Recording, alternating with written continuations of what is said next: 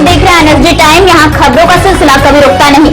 मैं शिवानी शाह हाजिर हूँ आपके सामने आज की इस खबर के साथ। आज पुलिस अधीक्षक गाजीपुर द्वारा थाना दिलदार नगर व थाना जमानिया पर क्षेत्र के भावी त्रिस्तरीय पंचायत चुनाव के प्रत्याशियों के साथ मीटिंग की गई।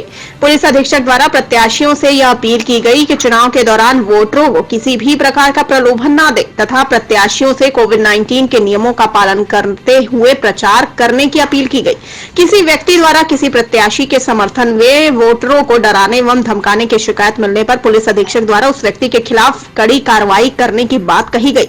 पुलिस अधीक्षक द्वारा वोटरों से भयमुक्त होकर मतदान करने की अपील की गई। आइए देखते हैं गाजीपुर से हमारे संवाददाता पवन कुमार मिश्रा की ये रिपोर्ट। आचार संहिता का जो उल्लंघन होगा उसके तहत भी कार्रवाई होगी। आप सभी लोगों को ये बात का ढील किसी भी दशा व्यक्ति के घर पे अगर आप बैनर या पोस्टर लगाते हैं तो उस व्यक्ति की प्रायर अनुमति आवश्यक होगी। वॉल राइटिंग पूरी तरीके से प्रतिबंधित है। दीवारों पर कोई भी चीज लिखी नहीं जाएगी और अगर किसी ने कोई प्रचार सामग्री कोई बात अलावा कहीं भी आप दावत का आयोजन न करें। कहीं भी जैसा कि आप लोगों ने देखा होगा मतदाताओं को लुभाने के उद्देश्य से कोई भी चीज वितरित न करें, कार्रवाई की जाएगी। शराब के बारे में जैसा कि आप लोगों ने देखा होगा जहां जहां इन्फॉर्मेशन मिल रही है, अभी शराब का जखीरा जो व्यक्ति उसमें सम्मिलित है उनके विरुद्ध अभियोग पंजीकृत करके गैंगस्टर एक्ट के तहत कार्रवाई करते हुए उनकी संपत्ति को कुर्क करने की भी कार्रवाई की जा रही है। तो ये सोच लीजिएगा कि शराब का वितरण कितना घातक है। आप लोगों ने देखा होगा स्प्रिट, नशादार, यूरिया, एथाइल अल्कोहल ऐसे घातक केमिकल जो जानलेवा है वो मिश्रित करके और अवैध रूप से करके और लोगों में वितरित करने का काम कर रहे हैं।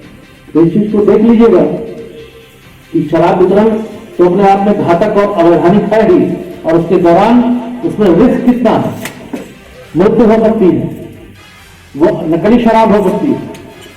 तो इस चीज का प्रयोग करने से बचिएगा और अगर कहीं भी बहुत करेंगे उद्देश्य से जिस घर में जिस स्थान में शराब मिलेगी वहां पे उसको सील कर दिया जाएगा। जो व्यक्ति इसमें संलिप्त पाए जाएंगे उनके विरुद्ध तत्काल अभियोग पंजीकृत किया जाएगा और गैंगस्टर एक्ट के तहत उनकी संपत्ति की भी कार्रवाई की जाएगी। तो इस प्रकार की चीजों में आप लोग चूंकि कोविड-19 भी इस समय एक्सट्रीम पे है, पराकाष्ठा पे, जैसा कि देख रहे हैं। आज भी उत्तर प्रदेश में 1,25,000 लोग पॉजिटिव आए हैं और पिछले 24 घंटे में 750 लोगों की मृत्यु भी हो गई। ये जो सेकेंड वेव है, क्योंकि इस बार पिछली बार तो लॉकडाउन था, इस बार हम पूरी तरीके से अनअवेयर हैं। तो मेरा अनुरोध है कि आप स्वयं और अपने समर्थकों को और जहां भी जाएं वहां पे बिना मास्क के कहीं भी न निकलें, दूरी बना करके चलें। जिन लोगों ने वैक्सीन ना लगवाया हो वो वैक्सीन भी लगवा लें। लेकिन आपका वायरस अगर दूसरे में ट्रांसफर हो गया, आपके बच्चों में, आपके बुजुर्ग माता पिता में या किसी अन्य परिजन में जिसकी जो प्रतिरोधक क्षमता है, इम्यूनिटी है, वो कमजोर है, तो निश्चित रूप से वो उसका शिकार हो जाएगा। अभी आप लोगों ने अखबारों में पढ़ा होगा कि पूर्व सांसद श्यामा चरण गुप्ता की मृत्यु हो गई। पूरी तरीके से ध्यान आपको रखना है और जो गवर्नमेंट की गाइडलाइंस है उनका अनुपालन सुनिश्चित कराना है। इसके लिए जब आप नॉमिनेशन करने जाएंगे तो आप नॉमिनेशन में किसी प्रकार का जुलूस नहीं निकाल सकते। केवल 5 आदमी जाइए, नॉमिनेशन कीजिए और लौट आइए। इसका उल्लंघन मत करिएगा, अन्यथा नॉमिनेशन करने 17 और 18 को जाएंगे तो किसी भी दशा में कोई भी किसी भी पद का प्रत्याशी 5 परिसर में भी कहीं भी रहा है। जैसा कि आप देख रहे हैं कि उत्तर प्रदेश के 8 शहरों में नाइट कर्फ्यू इम्पोज कर दिया गया। तो पुनः लॉकडाउन का शिकार हो जाए, मैं चाहूंगा कि आप सभी लोग एक, क्योंकि प्रत्याशी सभी हैं यहाँ पे और आप सभी लोग एक जनता। सर आज किस तरीके का ये मीटिंग था सर? ये जमनिया थाना अंतर्गत जितने संभावित प्रत्याशी आगामी त्रिस्तरीय पंचायत चुनाव को लेकर के थे, उनको जो आदर्श चुनाव आचार संहिता है या चुनाव में किन किन बातों को ध्यान में रखना है, वोटर को प्रलोभित न करें, दावत का आयोजन न करें, शराब का वितरण न करें, हर तरीके से 100% आदर्श चुनाव आचार संहिता का अनुपालन सुनिश्चित करें। इस संदर्भ में आज यहाँ संभावित कैंडिडेट्स की बैठक की गई थी और उनसे वार्ता की गई तथा उनकी कठिनाइयों को भी जानने का प्रयास किया गया। किसी गांव में, किसी क्षेत्र में कहीं पे कोई दबंगई, कोई गुंडागर्दी तो नहीं कर रहा है, कहीं कोई परेशानी तो नहीं है।